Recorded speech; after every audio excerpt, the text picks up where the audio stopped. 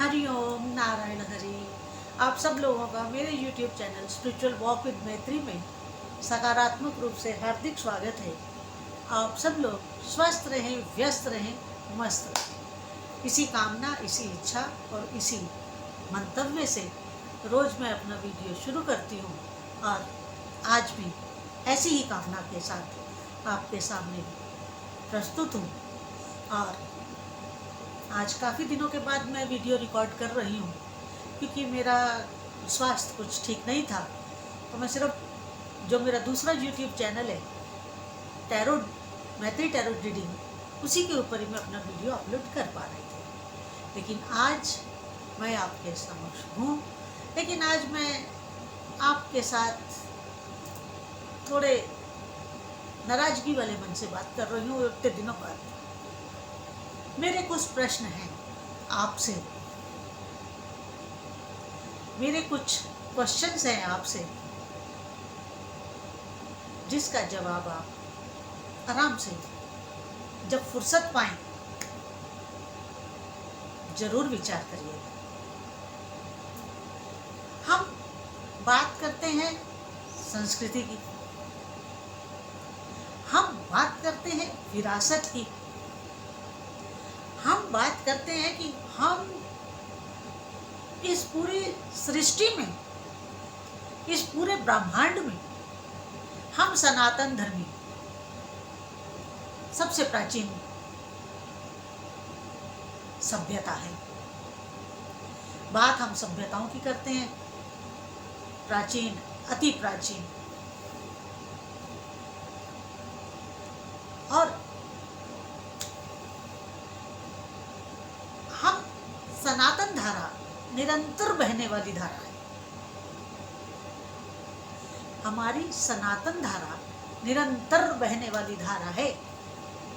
और हम लोग इतने विदेशी आक्रमणों के बाद, इतनी लंबी गुलामी के बाद सरवाइव कर रहे हैं। लेकिन उस समय जो हमने सरवाइव किया, इतने क्रूशियल पीरियड में, उसका कारण था, उसका कारण ये था कि उस काल में, उस कालखंड में जब विदेशी आक्रांताओं ने हमले किए और हमारे पे शासन किया, उस वक्त एक बहुत अच्छी चीज हम लोगों के साथ थी और वो थी हमारे गुरुकुल। भले ही वो नष्ट कर दिए गए हों, भले ही उन्हें महीनों महीनों जलाया गया हो, लेकिन फिर भी परंपरा का अनुपालन हो रहा था। वो परंपरा चल रही थी, पुरानी वो परंपरा चलती आ रही थी। उससे क्या था कि लोगों की सोच, लोगों की समझ, लोगों का अपना एक दायरा सोचने का, समझने का पुरातन था, सनातन था, निरंतर धारा में बहने वाला था।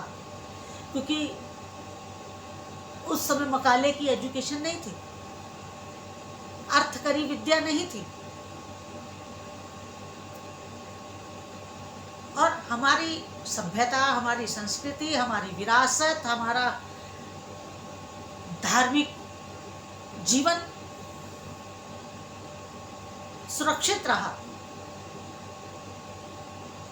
गुरु परंपरा थी। मतांतर तो होते रहते हैं और होने भी चाहिए, ये खूबसूरती है हमारे सनातन धर्म की।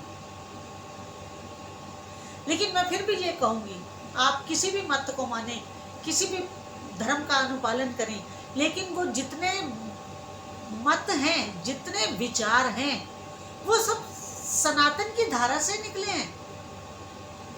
कोई बाहर से नहीं लेकर आया है, हमारा ही अंश है, सनातन का ही अंश है। देखिए, मैं एक बात बड़े स्पष्ट रूप से कहना चाहती हूँ, और आज मैं बहुत एग्रेसिवली बोल रही हूँ और मैं बहुत भारी मन से बोल रही हूँ,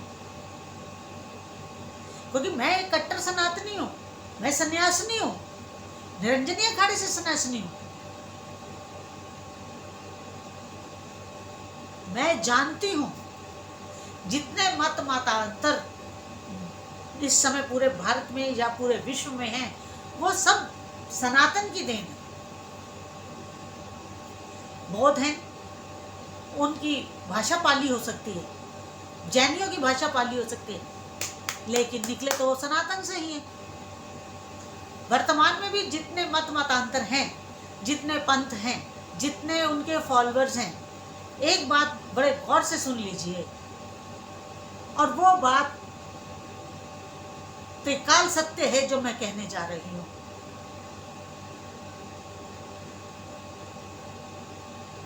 आपका लालन पालन, आपका बचपन, और आपने अपने घर के जो बुजुर्गों को प्रैक्टिस करते देखा है, वो सनातन की ही देखा है।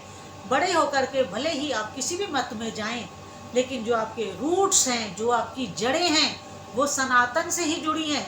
इसलिए भले ही आप सनातन की प्रैक्टिस ना करते हो, लेकिन पद्धति वही, आप नकार नहीं सकते। मैं कुछ ऐसे मतों को भी जानती हूँ, मैं क्या जानती हूँ, सब लोग जानते हैं, जिनमें खुली छूट है। इसीलिए उस तरफ लोग ज्यादा आकर्षित होते हैं, क्योंकि देखिए मकाले की एजुकेशन ने, क्योंकि गुरुकुल खत्म हो गए, परंपराएं टूट गई, संस्कृति जो इस समय बची कुछ पुराने लोगों ने रखी हुई है, चल रही है। और अब तो ये प्रहार हो रहा है कि सनातनियों की जनसंख्या ही कम की जाए। जब लोग ही नहीं रहेंगे, फॉलोअर्स ही नहीं रहेंगे, तो कैसी परंपरा, कैसी सभ्यता, कैसी विरासत?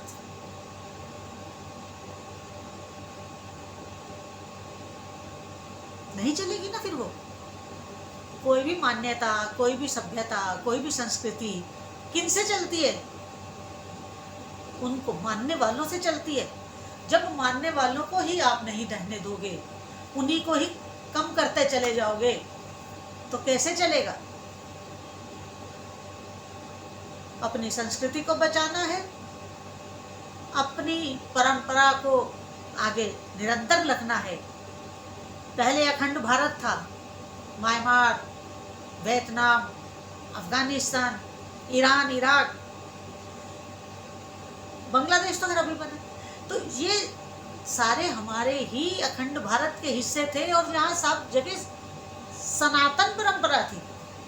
जापान को ले लीजिए, भले ही वो बुद्धिस्ट हो गया देश, लेकिन आज भी नमस्ते करते हैं, आज भी वो उन्हीं सनातन परंपराओं को मानते हैं, भले ही वो देश काल परिस्थिति के अनुसार थोड़ा विकृत रूप में हो। वियतनाम में चले जाएं, थाईलैंड में चले जाएं, थाईलैंड में आज भी अयोध्या है, सरजू नदी है, दशरथ का महल है। इंडोनेशिया चले जाएं, मगर बड़े दुख के साथ कह रही हूं, बड़े अफसोस के साथ कह रही हूं,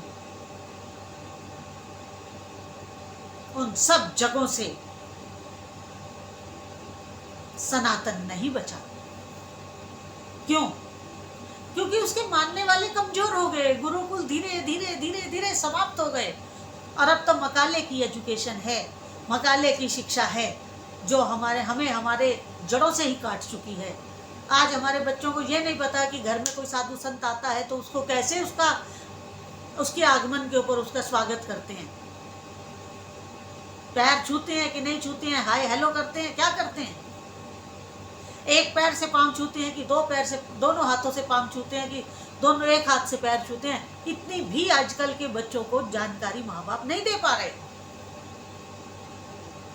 अब मैं अपनी बात ही कहूँ, किसी के घर जाएं, कांच के गिलास में पानी देंगे, कौन सी परंपरा है? कौन सी परंपरा है कांच के गिलास में पानी देने की किसी महात्मा को? मिट्टी के बर्तन में दीजिए, सहर्ष स्वीकार है, लेकिन कांच, महात्मा लोग उसका इस्तेमाल नहीं करते।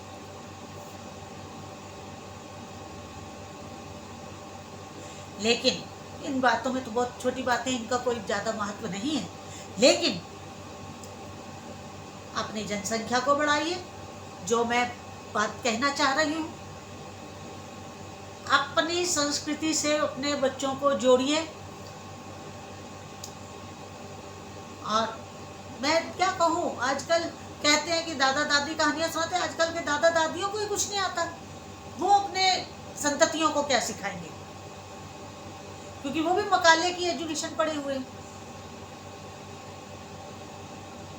कृपया आप मेरे दर्द को समझें और अपनी जड़ों से जुड़ें, अपनी जड़ों को ना काटें, अपने को अपने सनातन से। बड़ा साइंटिफिक है,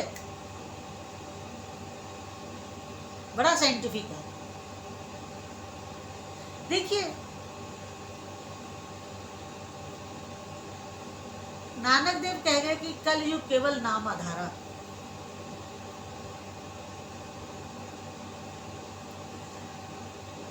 नाम आधार है, बहुत सही बात है, क्योंकि मंत्र तो कीले हुए हैं, उनको पहले कीलन हटाएंगे तो मंत्र सिद्ध होगा। क्योंकि हमारे ऋषि मुनि जानते थे कि कल युग आते गहराते गहराते अल्पमति हो जाएगा मनुष्य। क्यों? क्योंकि उसको अपने धर्म की तो शिक्षा मिलनी नहीं है। इस वजह से महात्मा लोग, भविष्य पुराण में क्लियर कट लिखा हुआ है कि रविवार को आने वाले दिनों में लोग संडे कहेंगे, सोमवार को मंडे कहेंगे, लिखा है उसमें भविष्य पुराण में। पढ़ के देखिए, कभी गूगल करके देख लीजिए।